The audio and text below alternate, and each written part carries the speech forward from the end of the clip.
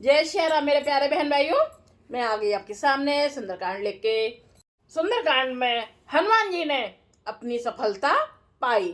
सीता जी को लंका में ढूंढने के लिए गए थे और मां उन्होंने सफलता पाई।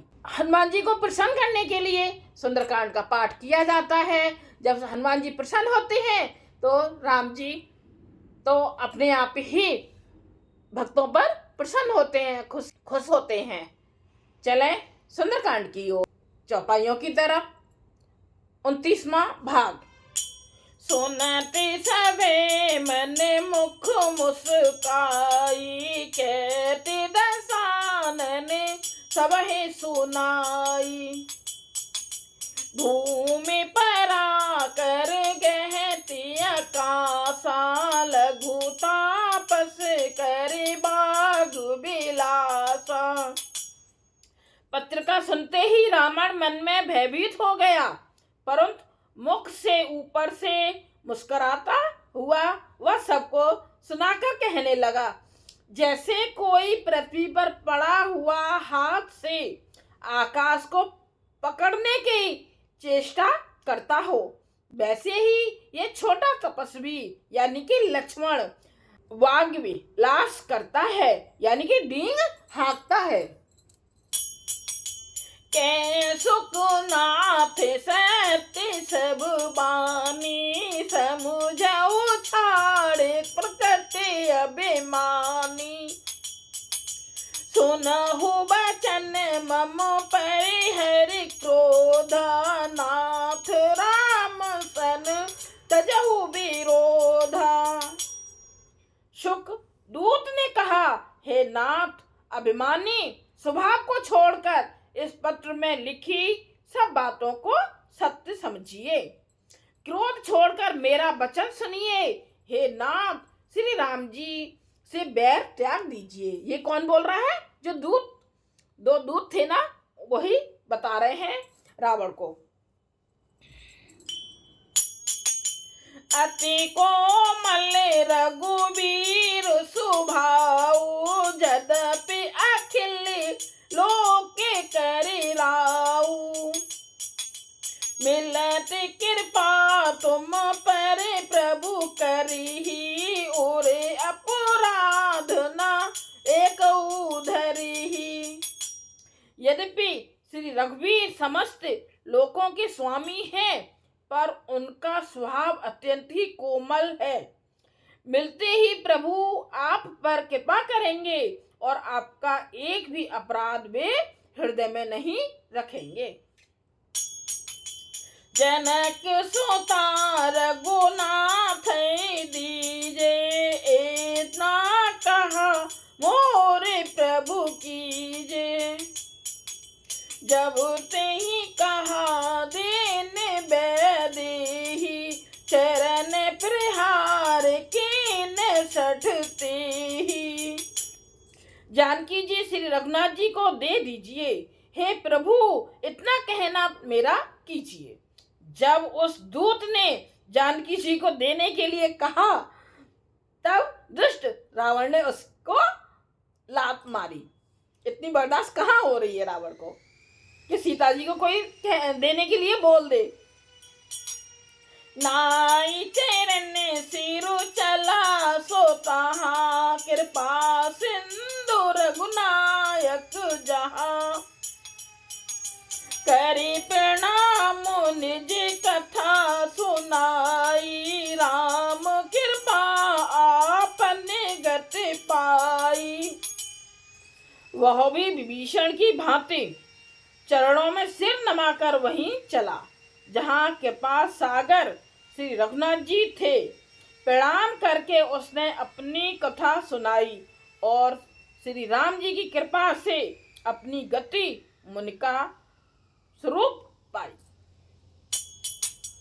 ऋषि अगस्त्य की साप भवानी, राक्षस भय रहा मुनि ज्ञानी।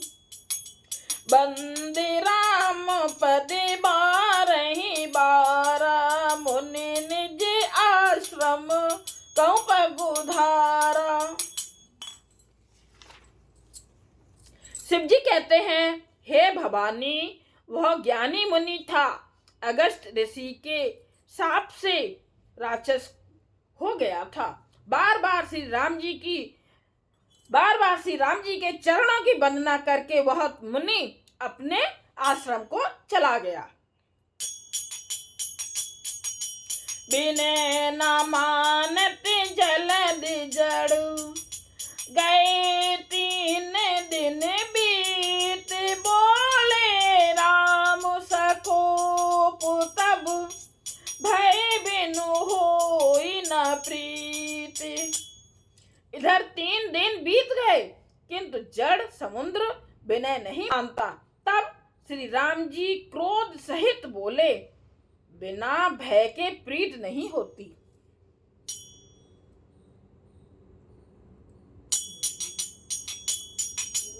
लक्ष्मण बाण सरासन आनु, सो बारिध बिसखे के सानु।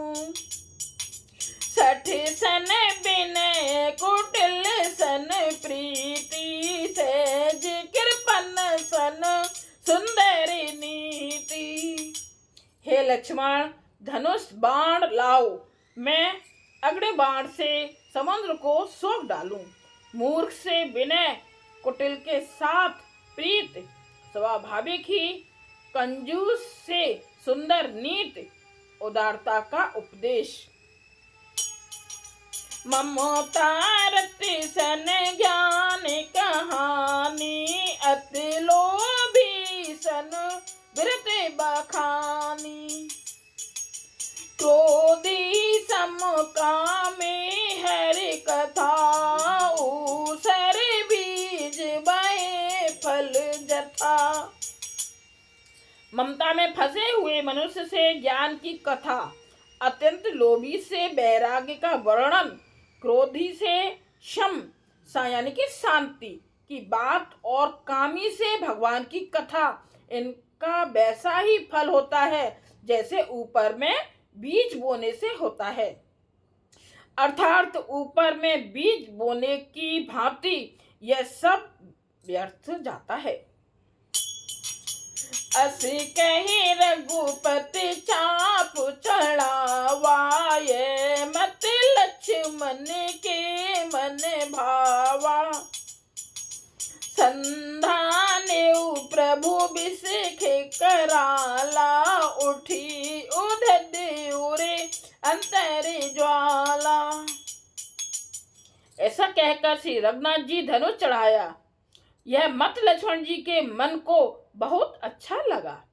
प्रभु ने भयानक अग्नि बाण संधान किया, जिससे समुद्र के हृदय के अंदर अग्नि की ज्वाला उठी। मकर और झजे गन अकुलाने, जरत जंतु जल निधि जब जाने।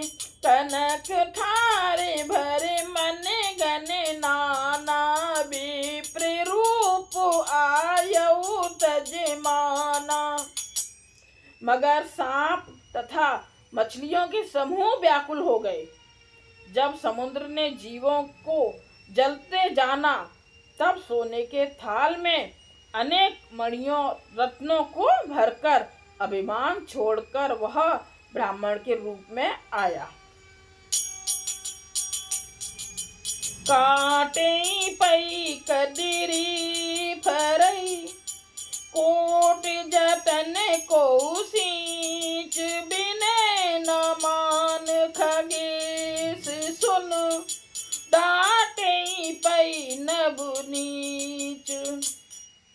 काकभूषण जी कहते हैं, हे गरुड़ जी सुनिए, चाहे कोई करोड़ों उपाय करके सींचे, पर केला तो काटने पर ही फलता है। नीच विनय से नहीं मानता, वह डांटने पर ही झुकता है, रास्ते पर आता है। ये हुआ हमारा 29वां भाग। लाइक कीजिए, कमेंट्स कीजिए और शेयर कीजिए, सब्सक्राइब कीजिए। जय सिया राम।